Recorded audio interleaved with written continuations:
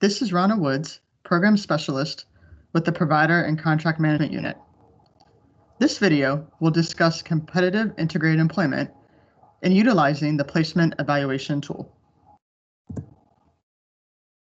This presentation will discuss the following topics. How have competitive integrated employment, or CIE decisions, been made? How should they be made? How can OOD be transparent in the decision-making process? What is the purpose of the CIE Placement Evaluation tool? I will discuss the CIE workgroup, including site visits, process, and tool development. I will discuss the overview of the process, what is the role of the counselor and coordinator, and what is the role of the supervisor. The first thought you may have in your mind is, what is competitive integrated employment? What does this definition mean to you? Is it a job above minimum wage? A set number of hours worked per week? Individuals with disabilities working with non-disabled individuals?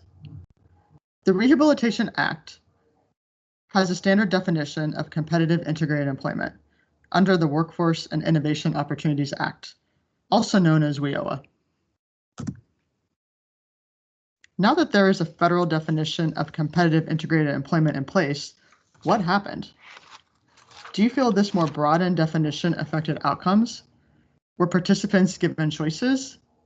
Did vocational rehabilitation services end? It is important to remember, many employment opportunities are known as CIE positions. Some employment opportunities call into question if the position can be supported through guidelines and regulations as CIE. And individuals will always be given all options and allowed to make their informed choice. In 2019, OOD formed a CIE workgroup with provider partners to create an improved process for CIE decisions. This process should be transparent and should be aligned with federal rules. This process should consider individual placements and should not rely on broad exclusions. This process was piloted across 6 employment sites throughout the state.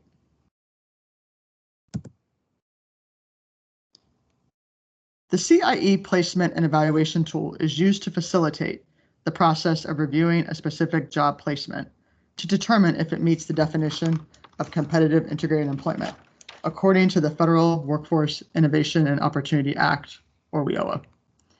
Each placement must be evaluated on a case-by-case basis. This tool is intended to provide a consistent method for OOD counselors, as well as to ensure that OOD works collaboratively with the provider to gather information necessary to make the determination and to communicate the final decision in a fully transparent manner. Please keep in mind, this tool is not to be used for every placement. Looking at how this process will work, if a participant is presented with an employment opportunity and further evaluation is needed to determine if the opportunity meets the federal definition of competitive integrated employment, the OOD counselor will initiate this process using the CIE placement evaluation tool. This evaluation tool may also be utilized at the request of the provider as the basis for technical assistance regarding whether or not employment opportunities would meet the definition of CIE. The Provider and Contract Management Unit, Regional Rehabilitation Program Specialist, may be consulted for additional technical assistance at any point throughout this process. If the individual is being served through a case management contract, the VR contractor will create an activity due so that the OOD liaison counselor can make the determination. This next slide shows the first page of the CIE placement evaluation tool. The purpose of the tool is listed at the top, and the federal definition of CIE is listed below. This page shows how the definition has been broken up into columns and sections. You will see that some of the questions are asked to be checked off in a yes or no format, and some of the questions also ask for an explanation as well as the checking off of the yes or no.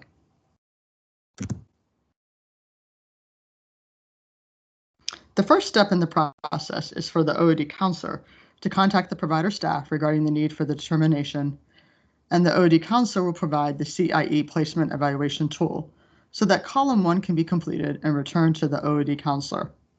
The OOD counselor will then complete column 2 of the tool based upon information presented by the provider. The OOD counselor will consult with their vocational rehabilitation supervisor, or VRS, for all determinations. This slide shows, highlighted in blue, the left-hand side of the form that the provider completes, and highlighted in red is the right-hand side of the form OOD staff completes. This next section of the presentation will discuss the different areas the provider and OOD staff are asked to explain. When looking at employment opportunity, provider comment is, what is the job title of this position this individual has been offered and/or is being considered? Who is the employer of record? Briefly describe the task that this individual will be completing in this position. OOD staff comment. What is the employment goal listed on the individual's plan for employment, or IPE? Work performed on a full-time or part-time basis. How many hours per week will this individual be working in this position? OOD staff comment. Does the number of hours the individual will work meet or exceed the above referenced hours per week that is worked on their established IPE or individual plan for employment? What is the individual's preferred amount of hours worked per week as established on the IPE as is part of the comprehensive assessment? Compensation. Provider comment. What is the wage the individual is being offered for this position? Will the individual receive comparable wages as the individual with the same education and experience without disabilities in the same position? OOD staff comment. Are the wages paid to this individual equal to or greater than minimum wage? Please keep in mind that a position that is lower than minimum wage is not considered competitive integrated employment. Benefits. Provider comment. Will the individual be offered the same benefits as an individual without disabilities who is in the same position and working the same amount of hours? OOD staff comment. Is the individual eligible for the same or greater level of benefits as employees without disabilities? Also, again, please keep in mind, if the answer to this question is no, the position would not be considered competitive integrated employment. Setting typically found in the community. This area is asking providers to describe the work location and the extent to which it is integrated. Provider comment. The job was available to the general public. The person was hired or offered the job in the same manner as the general public.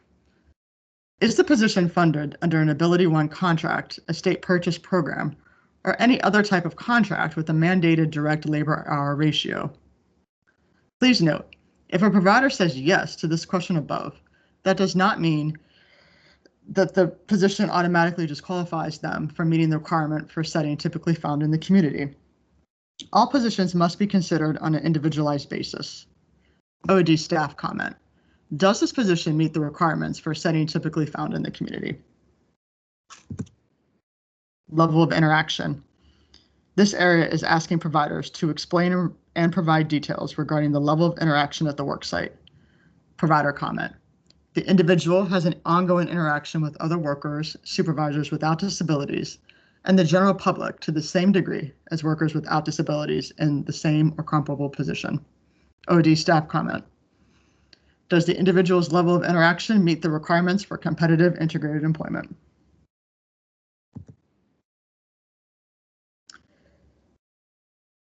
It is very important to remember that the interaction must include the following things, including it must be for the purpose of performing work duties, not mere casual or social interaction in the workplace.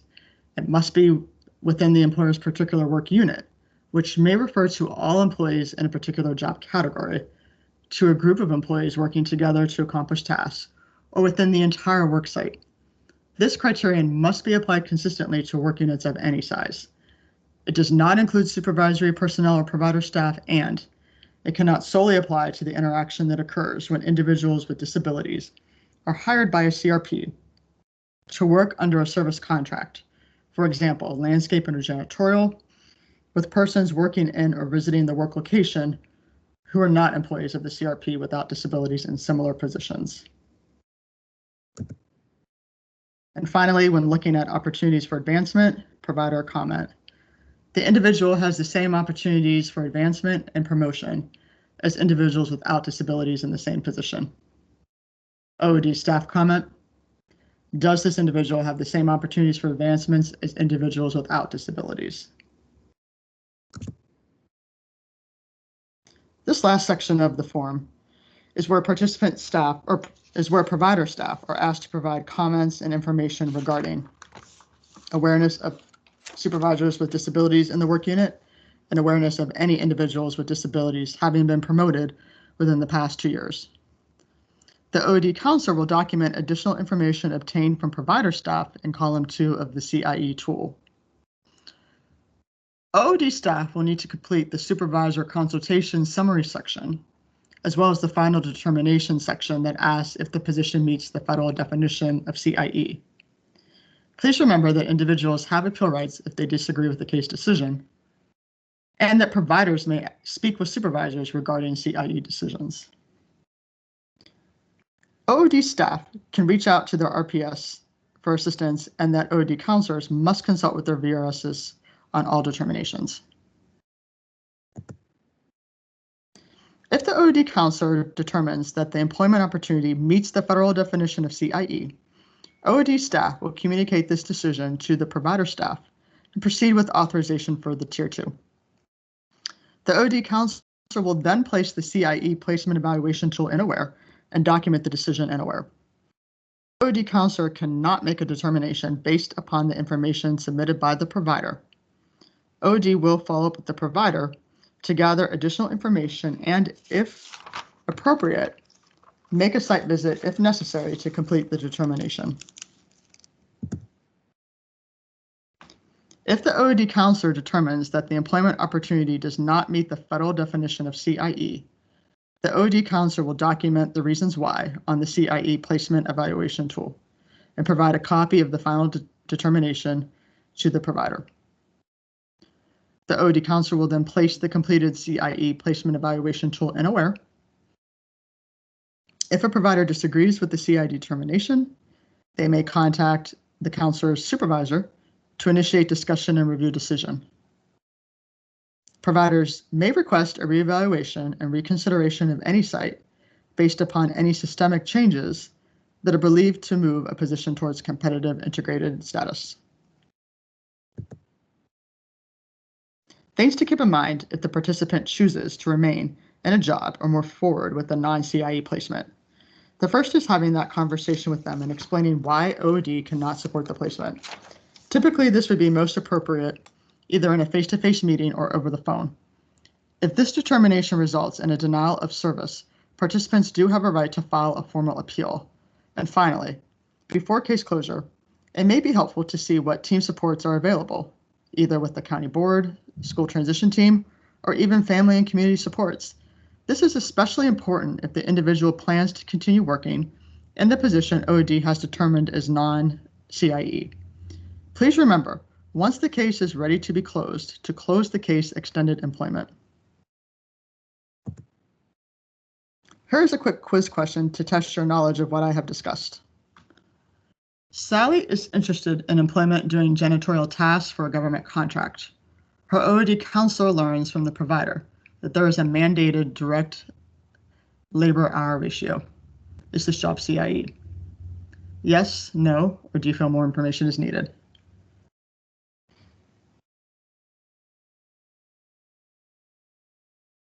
Hopefully you said more information is needed. As I discussed earlier, if the job is in a Ability 1 or state procurement contract, that does not mean it's an automatic no.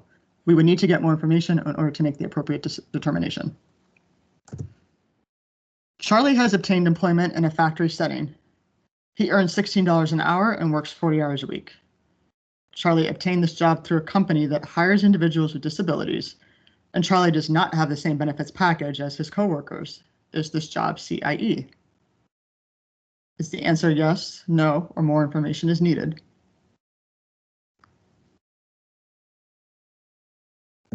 Hopefully you answered this as no. As I discussed earlier, if an individual is placed on a job and does not have the same benefits package as our non-disabled coworkers, then that job does not meet the definition of CIE. This is where you can find the Competitive Integrated Placement Evaluation tool. You can go to our website, click on Laws, Rules, and the Policies tab. You will click on OOD Policies, and in the search toolbox, you will type in Competitive Integrated Employment Placement Evaluation Tool. You can also find it on the website under the Information for Providers tab under the Forms section. This is the Provider and Contract Management Unit's individual contact information. We have James Gears in the Northwest, Melanie Seckler in the East Central, myself, Ronna Woods, in the Northeast, Ginger Scaife in the Southwest, Jennifer Pollard in the Southeast, and we have Jay Burns, the Vocational Rehabilitation Supervisor at Central Office. Thank you for watching this presentation. If you have any questions regarding this presentation, please reach out to your regional RPS.